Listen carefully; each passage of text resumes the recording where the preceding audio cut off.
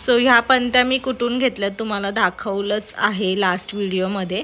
तिथे मी ॲड्रेस नीट नाही सांगितला आहे. मंडईतनं आपल्याला 4 रस्ते जातात.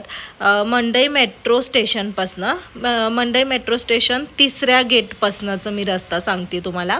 एक आपला फुलांचं जे आहे तुळशीबाग लागते, दगडूशेठ लागते, तिकडे रस्ता जातो.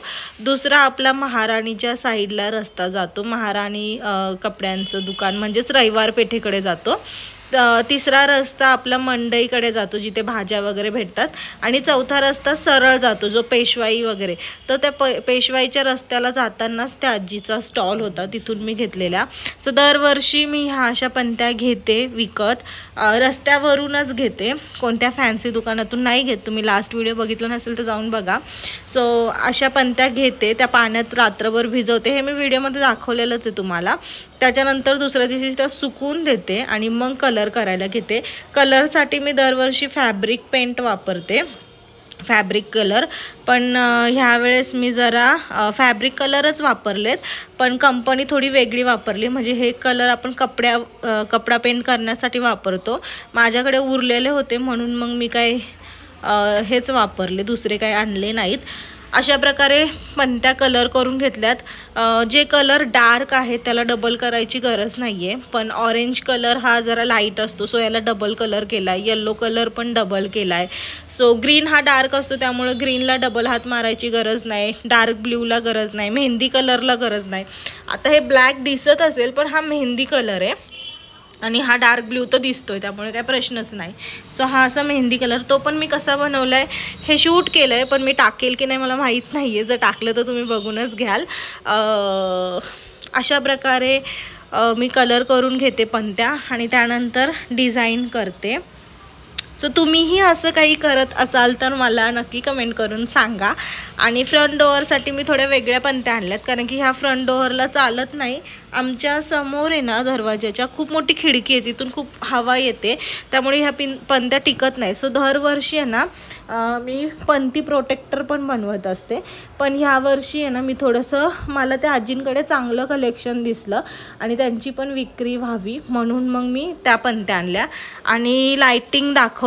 दरवर्षी मी लाईटिंग नाही आणत, पण ह्यावर्षी मला घरातल्यांनी, दरवर्षी मी रडत असते लाईटिंगसाठी, सो ह्यावर्षी मला घरातल्यांनी फुल परमिशन दिली. सो ही अशी वेलीची लाईटिंग आणली मी खिडकीसाठी आणि ही अशी लाईटिंग आणली. सो ह्या दोन्ही पण लाईटिंग आहेत ना माझ्या वहिनीची चॉईस आहे. मला ॲक्च्युली वेगळी घ्यायची होती, खूप वर्षांपासून माझं स्वप्न होतं. जशी सोनाराच्या दुकानांना किंवा कपड्याच्या दुकानांना अशी बारीक लाईटिंग असते ना, जी खूप अशी एकदम सायलेंट असते, गोल्डन कलरची आणि खूप स्टँडर्ड दिसते, तशी घ्यायची होती. माझी खूप वर्षाची इच्छा होती, पण ठीक आहे, वहिनींना ही आवडली, मग मी ही लाईटिंग घेतलेली आहे. ही पण तशी चांगलीच दिसेल, आपण लावून बघूया. मला पण माहीत नाही एक्झॅक्टली ही कशी दिसेल. तिथे लावून बघितली येल्लो आणि शांतच ही पण एक्झॅक्टली लावल्यानंतर किती सुंदर दिसते, सुंदरच दिसणार यात काय वाद नाही, पण किती सुंदर दिसते हे मी तुम्हाला दाखवेलच. सो अशा प्रकारे लाईटिंग आणलेली आहे.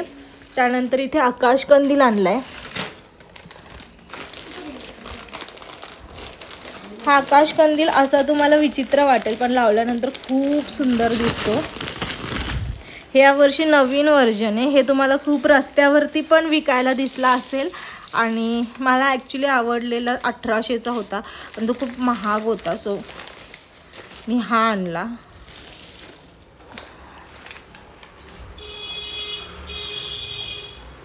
सो अशा प्रकारे आहे. हा दिसताना असा दिसतोय, पण लावल्यानंतर खूप सुंदर दिसतो. आणि याच्यामध्ये ना तुम्हाला बल्ब लावायची गरज नाही, मेहनत करायची गरज नाही. यामध्ये ना इनबिल्ड असं दिलेलं आहे. सो तुम्ही फक्त हा अडकवा आणि ही पिन सॉकेटमध्ये लावून बटन ऑन करा, तुमचा कंदील खूप सुंदर चकाकतो. सो दिवाळीला तुम्हाला दाखवेलच मी. आत्ता दाखवला असता पण मग तेव्हा काय मज्जा राहील. सो आता असाच दाखवतीये. कसा वाटला तुम्हाला आणि तुम्ही पण माझ्यासारखा घेतलाय का मला कमेंट करून सांगा, किंवा तुम्ही कसा घेतलाय ते पण सांगा. So stay tuned guys. पूर्ण पंत्या कलर झाल्यावर दाखवेल तुम्हाला. Stay tuned. जय Shri Mahakal. Welcome back to another vlog. दरवर्षीच मी हे काम करते, पण ह्या वर्षी मला असं वाटलं की हा व्हिडिओ गेलाच पाहिजे. त्यासाठी मी व्लॉग बनवते. रात्रभर पाण्यात भिजत ठेवलेल्या पंत्या आता मी परातीत काढून ठेवल्यात. पुसल्या वगैरे नाही, ॲज इट इज काढून ठेवल्या. त्या पूर्ण दिवस सुकून दिल्या आणि दुसऱ्या दिवशी आम्ही त्या कलर करायला घेतल्या. सो इथे मला भाऊ मदत करतोय, आई मदत करते. माझ्या बॅकग्राऊंडला जो आवाज येतो तो इग्नोर करा, आई किचनमध्ये काम करते त्यामुळे. त्यानंतर इथे मी कसे कलर बनवून पंत्या रंगवल्या तुम्ही बघू शकता. आता हा आहे ना ॲक्च्युली मेहंदी कलर झाला होता, तुम्हाला दिसत पण असेल थोडा, पण प्रॉपर मिक्स झाल्यानंतर तो ब्लॅक दिसत होता. सो एनिवेज तुम्ही बघत राहा मी कसं काय करते. So stay tuned guys.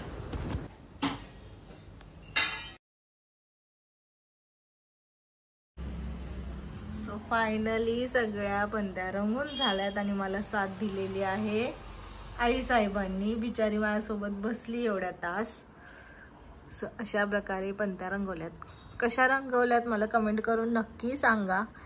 तुम्हीही अशा रंगवता की रेडीमेड आणता मला सांगा. मला आवडतं हे काम करायला म्हणून मी दरवर्षी करते. माझी मम्मा मला खूप ओरडते, उगाच दमत बसते रेडीमेड आणायचं असं तसं, पण मला आवडतं करायला. So stay tuned guys.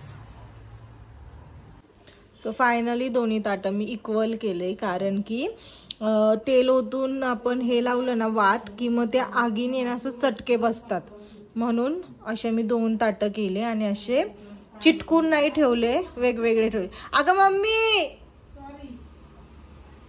So म्हणून मग मी असं चिटकून नाही वेगवेगळे ठेवलेत की जेणेकरून मला सोपं जाईल. आता हे मी अशीच्या अशी ताटं पलंगाखाली व्यवस्थित ठेवून देणार आणि मग डायरेक्ट दिवाळीच्या दिवशी काढणार, तेल टाकणार आणि पण त्याला स्टे ट्यून. Bye bye.